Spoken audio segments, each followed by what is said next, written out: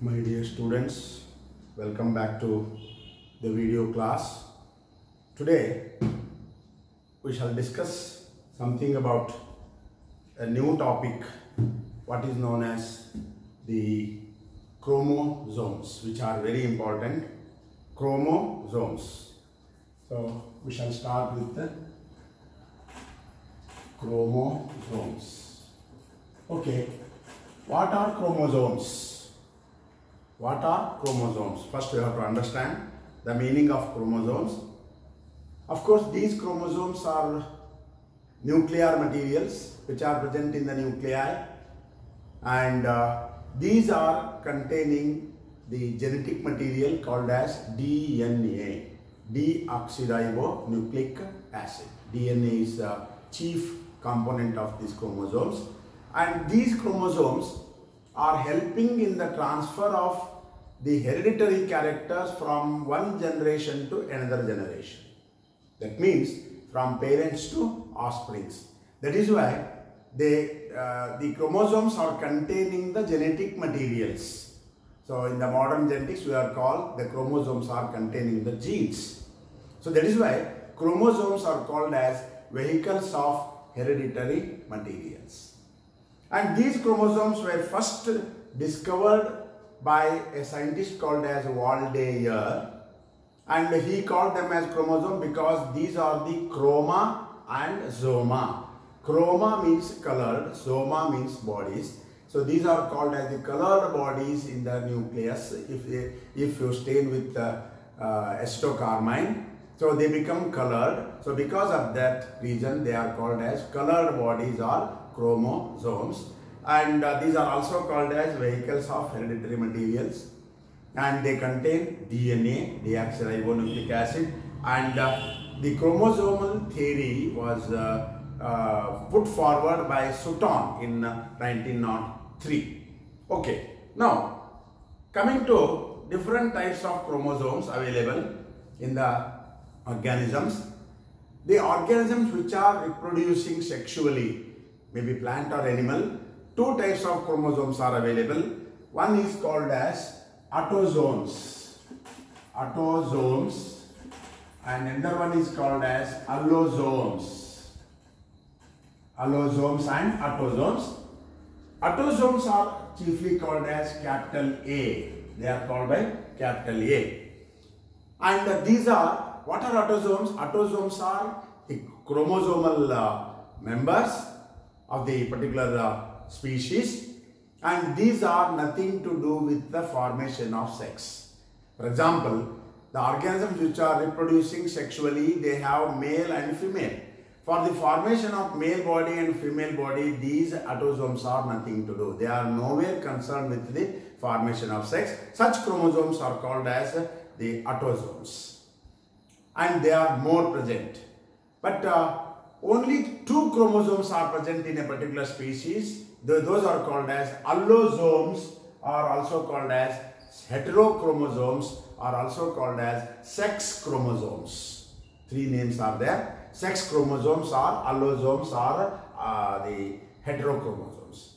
And these are very much responsible for the formation of sex. Whether the organism is going to be a male organism or female organism in the newborn baby. So who is deciding the sex? That is the allosomes. Autosomes are not deciding the sex. But these are two types of chromosomes available. One is X and another one is Y. X and Y chromosomes are two types of chromosomes are available.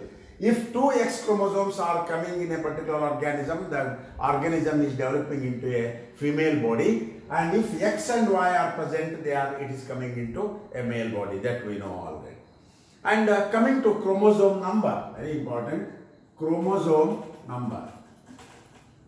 Chromosome number. Okay, what is chromosome number? See, each organism is containing the nucleus, cell, and within the cell there is a nucleus, and in this one there are chromosomes. In the nucleus there are chromosomes, and these chromosomes, the number of chromosomes, whether it is fixed in all organisms, no. So the number of chromosomes is not fixed, but the chromosome number is fixed in a particular species. If you take one species, so the chromosome number is fixed, and all these species of that particular thing, they contain the chromosomes of the same number. For example, Pisum sativum, the sweet pea, it contains 7 plus 7. That means 7 is the haploid set, and under 7, so it is 14 chromosomes are present in that. And Allium cepa, that is onion, there are 8 chromosomes. That means haploid set I am telling. In the haploid set there are 8 chromosomes. Diploid automatically 8 plus 8. Then Gia maize, corn, what you call, and that contains haploid set 10. And flatworm, only 2 chromosomes are there. Drosophila melanogaster, that is a fruit fly, what you are calling. The haploid set is only 4. 4 plus 4 equal to 8 chromosomes, haploid set. Then Homo sapien, that is the human beings, the haploid set is 23, and 23 plus 23, there are 46 chromosomes in human beings. And another one is Canis familiaris, the dog.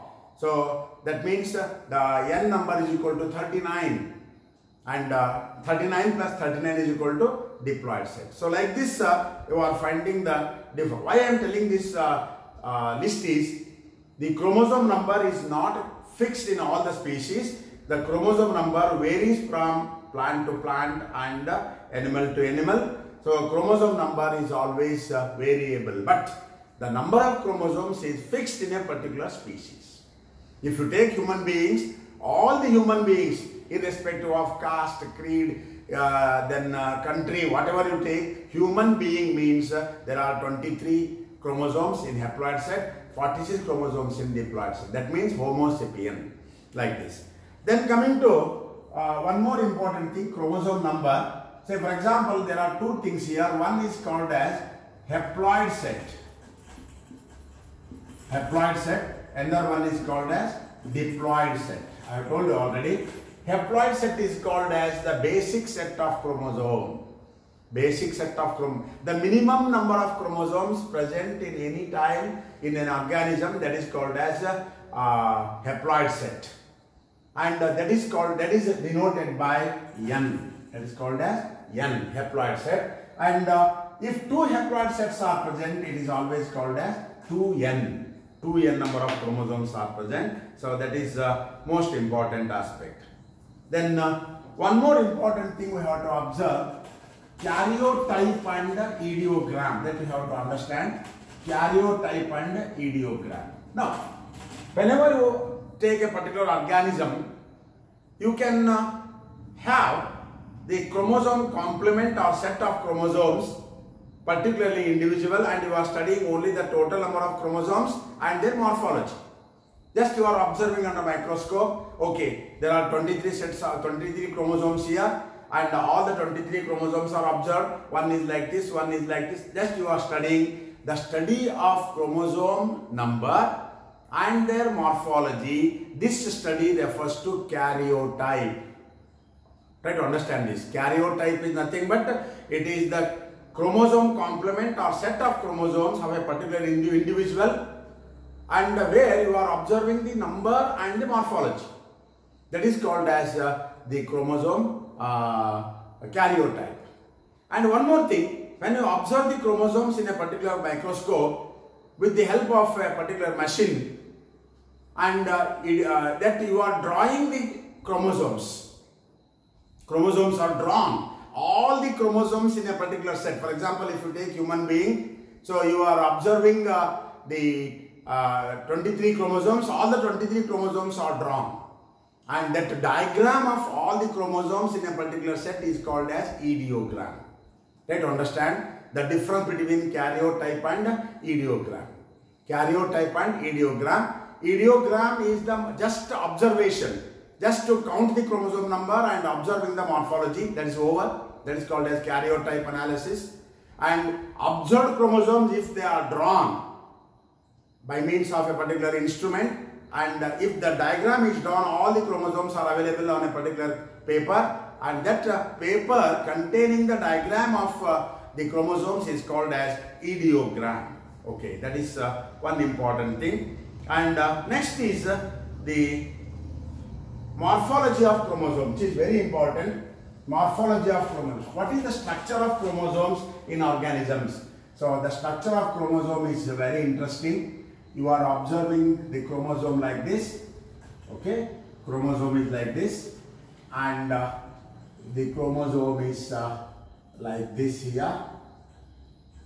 Okay, and this is called as the chromosome. Okay, what are the different parts available in the chromosome? This is the chromosome. One thing, when you are studying the structure of chromosome, better you take the chromosomes during the metaphase of cell division, because during the metaphase the condensation of the chromatin material is maximum and you are seeing the rod-like structures. The chromosomes appear rod-like. So if you want to study the chromosome structure, we have to take the chromosomes at metaphase. And if you want to see the fine structure of chromosome, we have to see the chromosomes in interphase. I will come to that later. If you take this particular chromosome during metaphase, you are observing that two parts here. This part is called as one chromatid and this part is one chromatid, and both the chromatids are attached at one point called as centromere. What is known as centromere? It is called by different names. I have given in my notes: centromere, primary constriction, and kinetochore. Different names are there. Centromere is the popular word. So what is centromere? Centromere is a point on the chromosome where the two chromatids are attached, or the chromatids are attached. Okay. And this particular structure is called as arm of the chromosome. This is called as arm of the chromosome. And this is also called as primary constriction. This is called as primary constriction. Okay. This is called as primary constriction. This centromere is also called as primary constriction. And if you go above, there may be one more constriction like this, that is called as secondary constriction. Secondary constriction. Secondary constriction. Primary constriction, this may be present or may not be present. And coming to the tip of the chromosome, this is called as telomere. Tip of the chromosome is called as telomere, and the part of the chromosome which is remaining beyond the secondary constriction, that is called as satellite. Satellite part. Satellite chromosome. And please remember one important thing: all the chromosomes in a group may not have the satellites. Some chromosomes may have the satellites, some chromosomes may not have satellites. And the chromosome which is having satellite is called as SAT chromosome. Usually it is called as SAT chromosome. It's called as SAT chromosome, means the chromosome has the satellite. That means it has got a secondary constriction and also has got the satellite in that. And one more important thing is the secondary constriction contains one more important part here. This is called as nucleolus. Nucleolus. Nucleolus is present here. That is why secondary constriction is also called as NOR. It is commonly called as NOR. It is a short form, abbreviation, nucleolar organizer region. That is called as nucleolar organizer region. That is a very important aspect. And telomere. Telomere, it is the tip of the chromosome. Tip of the chromosome. What is the specialty of this telomere is, this telomere will not allow any other chromosome to come and attach to it. It will not take. So that is the specialty of the telomere. Telomere will not allow the other chromosome to come and join to this particular end. So that is the specialty of telomere. So centromere, then primary constriction, secondary constriction, satellite, telomere. And in a chromosome, if you cut this particular centromere, you are getting this part here like this, and this part like this. This is half of the chromosome here, and each part is called as the chromatid. Chromatid. Chromatid means half of the chromosome is called as chromatid. When two chromatids become joined at centromere region or primary construction region or the kinetochore region, so that is called as the chromosome. So if the chromosome is broken at the centromere part, the chromosome will not remain as a chromosome, it will become into the chromatid. So this is what is known as the structure. And during what you call the interphase, when the chromosomes are present like this, so here you can find the centromere and you will find elongated structure, and this is called as DNA fiber. So like this you will find a elongated structure. This structure, elongated structure, becomes condensed and becomes the rod-like structure afterwards. Okay. So this is called as the unfolded part, which is unfolded, that is called as chromonema. Chromonema. What is chromonema? It may be asked in the examination for 2 marks. Chromonema is the thread-like structure present in the nucleus during the interphase, or when the chromosome undergo decondensation, a thread-like structure is produced, and each thread-like structure is called as chromonema, which is made up of DNA. And in this chromonema you will find some bead-like structures, just like the string of beads we call. Bead-like structures are found everywhere, and these bead-like structures are nothing but chromomere. Chromomere. So these are two important things we have to remember: chromonema and chromomere. So chromomeres are present on chromonema. Chromonema is what? Chromonema is a thread-like structure present on the in this chromosome during the interphase.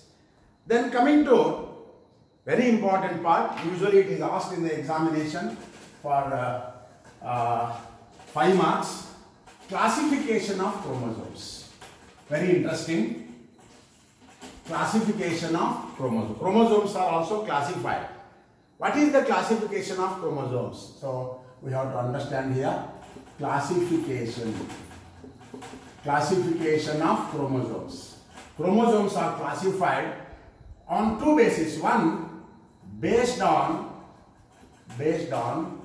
number of centromere, and second one based on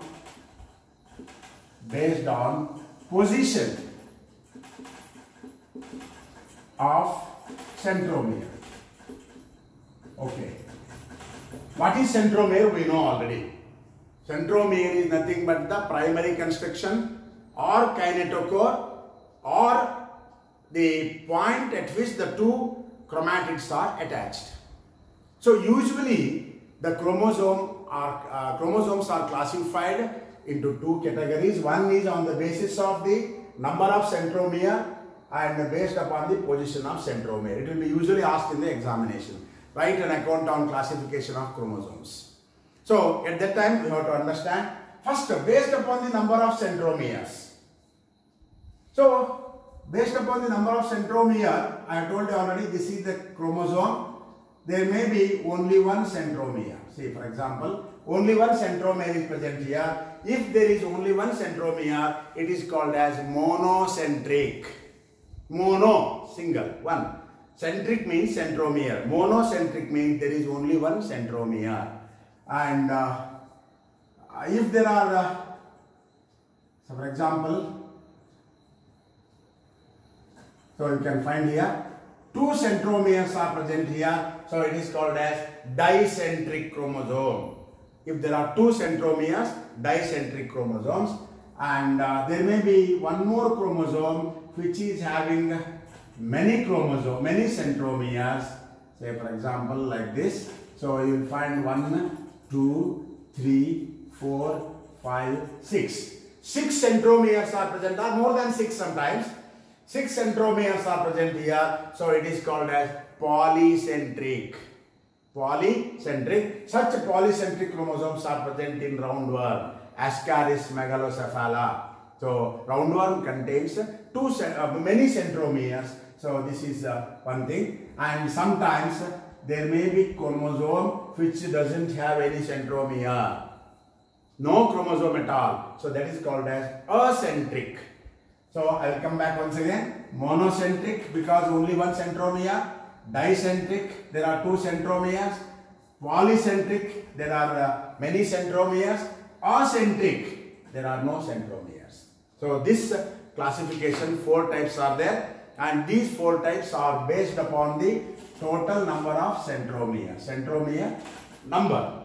Now, in this particular classification, we are not considering the number of centromeres, we are considering the position on the chromosome at what point the centromere is present. So that is called as centromere position. First one is called as, so there are different types of chromosomes.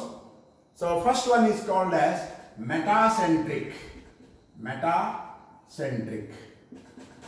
Okay. Metacentric means, meta means middle. So if the centromere is present at the midpoint of the chromosome, at the midpoint of the chromosome, that is called as metacentric. For example, you can see here, this is the chromosome. You can find here, this is the centromere, and roughly the chromosome arms are of equal size. Equal sized chromosome arms are present here. So you can find here the centromere is present at the midpoint of the chromosome. That is called as metacentric. And submetacentric. Submetacentric means here you can find this is the centromere. You will find the chromosome arm like this, and this is the chromosome arm like this. You can find here the chromosome. This is the midpoint of the chromosome, but the centromere is present just away from the midpoint. So, in case of metacentric, both arms are of equal sizes, but in submetacentric chromosome, one arm is slightly smaller, one arm is slightly bigger. So, in such a case, this is called as submetacentric. Then another one is called as acrocentric. Acrocentric means here, this is the centromere. One arm is very small, one arm is very big. So it is near the end of the chromosome, near the tip of the chromosome it is present here. This is called as acrocentric chromosome. Acrocentric chromosome. And the last one is telocentric. Telocentric chromosome, where the centromere is present here and the arm is like this. On the other side there is no arm at all. That means the centromere is present at the tip of the chromosomal arm. So this type of chromosome is called as acrocentric. I will repeat once again. This is very important. Chromosomes are classified on the basis of number of centromeres and on the basis of the position of the centromere. 2 types of classifications are there. On the basis of the number of centromeres, so there are 4 types of chromosomes available. One is called as monocentric, that is only one centromere is present. Another one is called as dicentric, 2 centromeres are present. And another one is called as the polycentric, so many centromeres from one tip to other tip. There are so many centromeres available. So for the centromere, polycentric chromosome, the best example is Ascaris. Roundworm is the most important example. And another one is acentric. Acentric chromosomes are one where there are no centromeres, not a single centromere. No centromeres are present, so this is called as acentric. And acentric chromosomes are abnormal chromosomes and they will disappear. They will be disorganized and they will not participate in the other activities like cell division and other things. So acentric chromosomes are called as abnormal chromosomes. Okay. Coming to the another classification here. Another classification of chromosome is what? Another classification of chromosome is the classification of chromosomes based upon the position of the centromere. So position of centromere you can find here. If the centromere is present at the midpoint of this chromosome, that is called as metacentric. But during anaphase, the chromosome appears V-shaped. You can find here, it appears V-shaped. So this is called as the metacentric. During metaphase, the metacentric chromosomes, when they are pulled towards the pole by the spindle fibers during anaphase, they appear V-shaped. But in submetacentric, the midpoint is here. It is just away from the midpoint, making one slightly smaller arm and another one slightly bigger arm. So it appears L-shaped. L-shaped during, you can find here, it appears L-shaped during anaphase. And acrocentric means the centromere is very much away from the midpoint but very near to the tip of the chromosome. And this type of thing is called as the acrocentric, and it appears J-shaped during, so you can find here, it appears J-shaped. One big arm and one very short arm is present here. So this is called as J-shaped. But in case of telocentric, the chromosome during anaphase appears I-shaped. It goes in the same manner. So this type of thing is called as the chromosome structure, classification of chromosomes, submetacentric, this one. So this is called as the what you call the classification of chromosomes.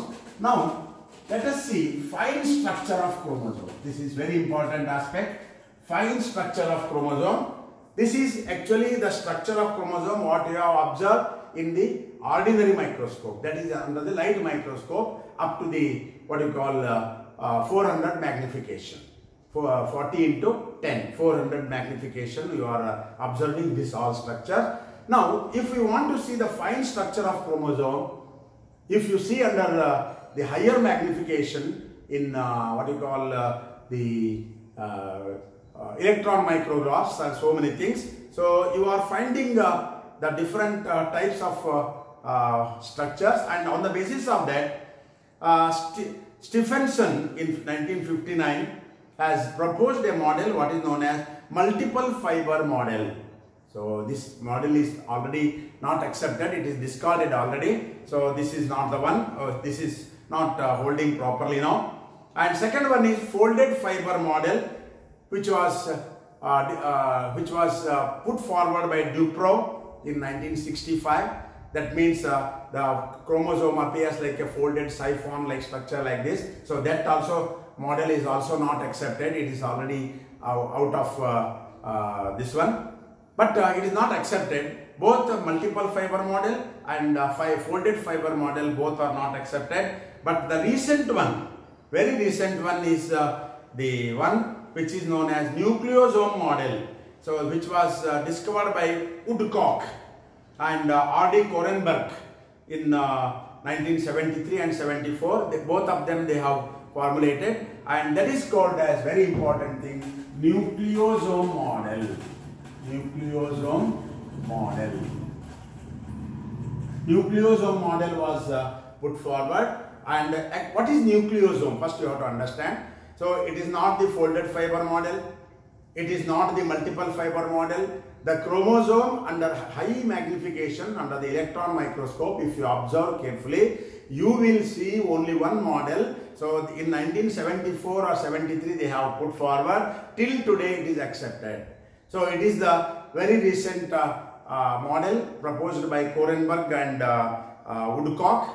So according to this, what happens? So according to this particular two scientists, the chromosomes are like what you call the nucleosome. What is nucleosome? Nucleosome is called as a core. It is a core here.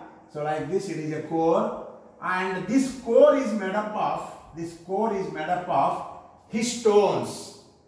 What are histones? Histones are nothing but nucleoproteins. Histones are called as nucleoproteins, and here you will find 4 proteins. 4 proteins are present here. Like this, there are 4 proteins available. 1, 2, 3, 4, and on that side 4. So 4 plus 4, 8 proteins are there. So this is called as a protein octamer. What is known as protein octa means 8. protein octamer, there are 8 histones available here. So what are those histones? H, H2, H2A, H2B. 4 types of proteins are available in this core. This is called as protein core. And 8 histones are present. 2 H histones, the name of the histone, 2 H2, 2 H2A, 2 H2B. 2 into 4 is equal to 8. So this is called as the core. It is not histone now. It is just a protein core. Octamer. We are calling this one as octamer. So you will find 4 core like this. 4 plus on that 4 you will find 8 histones. But this histone or this particular histone core which is having this one, so it is wrapped by DNA. So DNA, it is wrapped like this, and so you will find the DNA structure like this, and it will go like this, okay, and you will come like this. One round it covers like this, and it will continue again. So like this it will come. So each histone core is wrapped by the DNA, what you call the chromonema. It is wrapped here, and when it is wrapped, this becomes a histone, a nucleosome. So what is nucleosome means? 8 histones, H, H2, H2A, H2B. These 4 are present in 2 doses. 4 plus 4 equal to 8. And 8 histones are present like this. And this histone core is wrapped by DNA. And the histone core wrapped by DNA is called as a nucleosome. Nucleosome. So after wrapping here, the DNA goes to another group here. It will wrap one around, go to the next one. Like this, it will go like this one only. And all these now are called as nucleosomes. In this particular DNA, which connects one nucleosome to another nucleosome, is called as linker DNA. Please remember this. Linker DNA. It may be asked for 2 marks. Linker DNA. Linker DNA, it is found in the nucleosome model. The DNA part which connects the neighboring nucleosomes is called as nucleosome. This nucleosome also contains one histone here. Apart from these 8, one more histone is present here. This is known as H1 histone. H1 histone is present in the linker DNA. This is linker DNA. This is called as the nucleosome model. So with this, I will stop here, and in the next class, I will start with another part of this chromosome. So study well. If you have any doubt, of course, so many students are calling me and they are getting their difficulties clarified. I am very happy if you call me for any type of difficulties. So have a nice time.